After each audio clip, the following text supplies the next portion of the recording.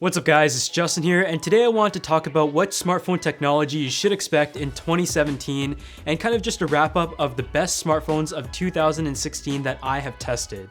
So I've got my coffee here, the fireplace is running in the background, good stuff. So without further ado, let's go ahead and get started. So I took to Twitter to ask you guys what you expect to see in 2017, and most of you said edge-to-edge displays, and I think you were totally right. Smartphones this year for the most part did get thinner and lighter, but bezel-less displays haven't really been a thing. The Xiaomi Mi 6, for example, gave indication as to what you should expect out of a bezel-less display, and although there are still compromises, I don't think that the major manufacturers are going to go as far as Xiaomi did with their bezel-less display. You should definitely expect thinner displays all across the board, which I'm looking at Apple right now, but I just don't think from a practicality standpoint a full edge-to-edge display is there yet. Additionally, the second largest trend I expect to see is a dual camera system across more smartphones.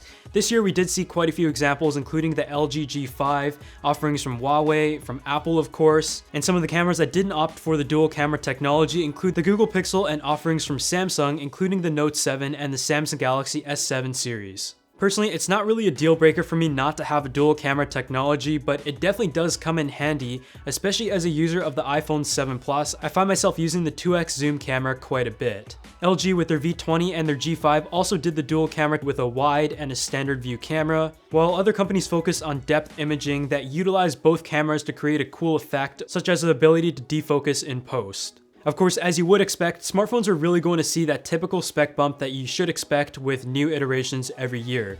But I personally think that phones have reached a point that the processors are more than capable of doing everything that we throw at it, and that we should be focusing on battery technology. This isn't to say that we're not going to see better processors, we definitely are, but I hope the companies focus on efficiency with perhaps a 10 nanometer processor as opposed to 14 nanometers that we currently find on most CPUs. It's really disappointing to see it, but a lot of people have mentioned over the past few years that battery technology is really the only thing that still needs to catch up to everything else, and that's still going to be the case. As we stand in the middle of December of 2016, battery technology still hasn't showed any signs of optimism to make a major breakthrough in the next generation of smartphones. We're seeing technologies that allow our devices to charge faster, such as Qualcomm and stuff that Samsung and Google has done with their phones, and it's great that you're able to charge your phone that fast in that little bit of time. But in the end of the day, we need to make some progressions in battery life, and the phones itself just have to last longer in general. Whether or not lithium ion has to be replaced with newer technologies, it just seems so baffling that every other aspect, including displays, cameras, processors, and the overall hardware construction of phones, has advanced so much that in 2016 we still had issues with batteries even exploding like we saw on the Samsung Galaxy Note 7. So in terms of battery, I don't expect to see anything groundbreaking. Additionally, in 2016, a lot of phones that were really solid came in at pretty accessible and affordable price points, which is always good to see. As I had mentioned, for the most part, processors that we find in our flagship phones are pretty overkill for what we need to do in them. Whether you're gaming or doing your everyday tasks, these are more than capable to handle your everyday tasks and then some. Which is why a lot of the phones you see in the middle price point are still able to run very smoothly, because software optimization has been able to take what the processor is and still make everything operate very nicely, making it a great phone. As the flagship lines of phones continue to get better, what you're going to see is the budget phones in 2017 are going to be more reminiscent of the flagship phones in 2016 and so on. But now that I've given you guys kind of a wrap up of what we saw in 2016 and what you should expect to carry over and continue in 2017 for smartphones, let's go ahead and talk about the best phones that I tested in 2016. So I reviewed a lot of phones in 2016 and plan to continue to do so in 2017. My mission is to test out these phones and give you the best coverage possible, and also answer your questions regarding whether or not it is a solid phone and how it compares with something else that I had tested. I'm not going to go into huge detail in terms of the specs and the technical things of each phone, but instead just the overall experience and who the phone is for. So the first phone that I really enjoyed was the Samsung Galaxy S7 Edge. This is likely the most beautiful phone of the year, and it really set the bar high as it came out earlier in the year. It had a beautiful construction, glass on both sides. The Edge display was much of a refinement of the Samsung Galaxy S6. And even though it's December now and I've tested pretty much every flagship smartphone and its camera and compared them, it is still the top 3 in terms of overall camera quality. In general, the battery life was much improved, TouchWiz once again got a little bit better and still usable, but it was overall one of the best phones from a hardware standpoint, and that's why it was so popular. The next one that I really enjoyed was the Google Pixel and Pixel XL. This is a phone that I hated on and questioned before it actually came out, but as soon as I got my hands on it, I kind of realized Google's intention with the phone. Google had made this phone very to the point, and it didn't have all of the features that you would expect out of every flagship phone. And the price point for an Android was very high, stacking up right next to the iPhone 7 and 7 Plus. But what it was able to do, it did very well. The software experience was exactly how Google had intended it, and it was very smooth, responsive, and even though the flagship phones and midline phones I tested for the most part didn't have many issues with lag, it was just a whole other level of fluidity and consistency that I experienced through Google software on their own phone. Google Assistant was incredible, and even though the software in general was very simple, it was a pleasing experience in my opinion, and the display on the phone was also very nice. And as we stand at the end of the year, I believe that the best camera on any smartphone is the Google Pixel and Pixel XL.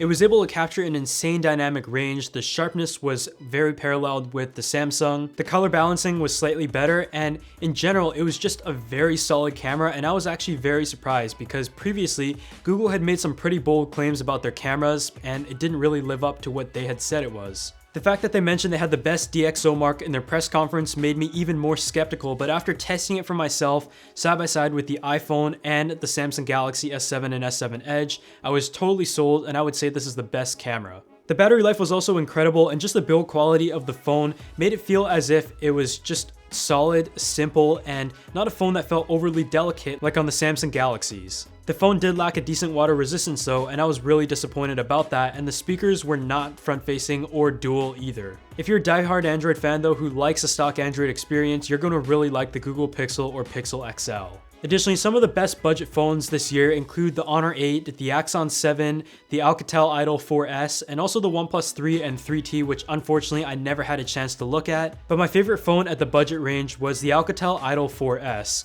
The overall hardware was much improved from the already good Idol 3, the screen was beautiful, it had dual front-facing speakers, the camera was okay, the software experience was also rather enjoyable, but at its price point of $399 and Alcatel's push to include VR, it is an amazing value and a phone that I feel was really underrated this year.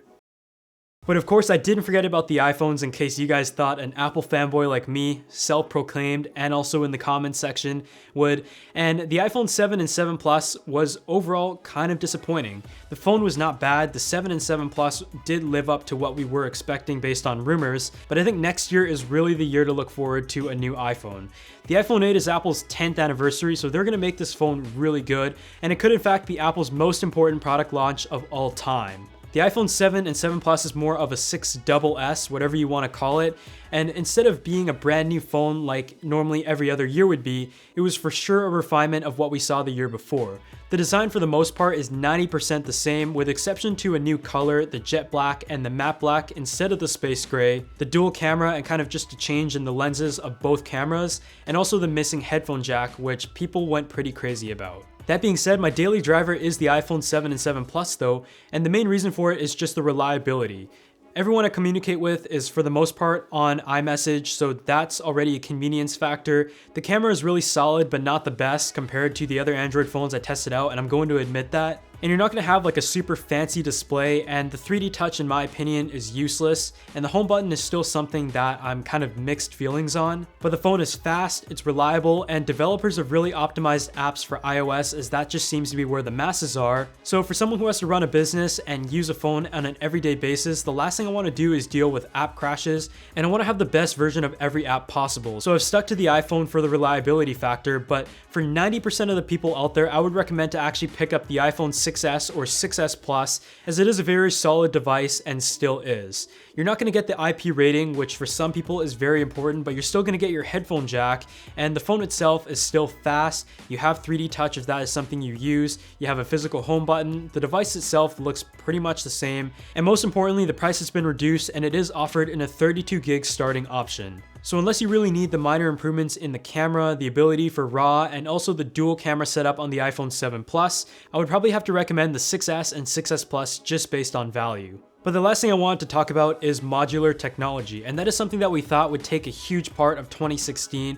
We saw Project Aura, which Google has kind of shelved, and just some concepts of modular technology that we thought would become the mainstream by now. The two phones I took a stab at that were the LG G5, which I personally think was one of the worst phones of the year, and one of the best executions, and probably the only other execution that we noticed was from Lenovo on their Moto Z. I recently just reviewed the Moto Z and I tested out the projector, the camera module, and the battery module, and I really liked the approach that the Moto Z took, as I thought that the modules were actually useful.